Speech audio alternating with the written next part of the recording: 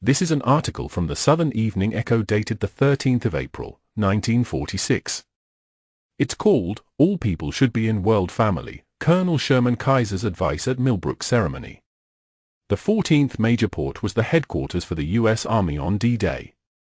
According to another Plaque, the officers billeted in Southampton were responsible for planning and directing U.S. forces during Operation Overlord. The enlisted or private soldiers called GIs billeted at the Blighmont Barracks were responsible for coordinating the shipment of troops, equipment, and supplies through Southampton. The need for Britain and the United States to establish with other countries the same friendship which they themselves enjoy if the peace of the world is to be ensured was stressed by Colonel Sherman Kaiser, 14th U.S. Port Commander, when he unveiled at Blighmont Drill Hall, Millbrook, a plaque commemorating the enlisted men of the 14th Port, quartered there during the war. The British and American people are a great family, said Colonel Kaiser, but we want to include all the other peoples of the world in our household. In the past our horizon has been too limited. Instead of taking all the countries into one camp, we have chosen sides with the nations whose views are most like our own. Unless we go beyond our limited horizon to the far corners of the world, approaching other countries with love, toleration and understanding, and seeing that we understand their ways and they ours, wars will never cease.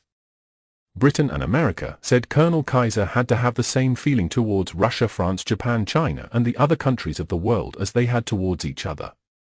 We had to send out as our ambassadors men who could build a strong bond of friendship, Colonel Kaiser said. The officers and men who have been stationed at Blighmont greatly appreciated the comfortable accommodation. The Americans had not had more comfortable accommodation anywhere in Britain, and he thought it was about the one place in England that they were not being asked to leave.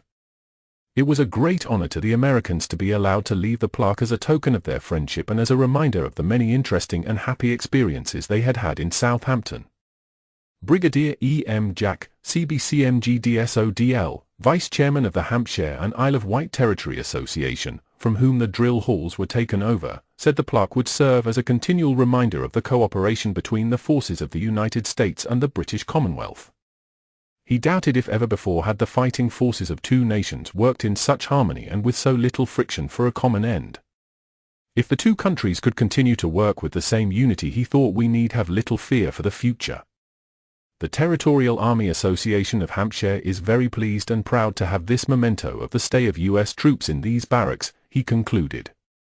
Thanks to Colonel Kaiser were expressed by the Deputy Mayor, Councillor R.J. Stranger MC.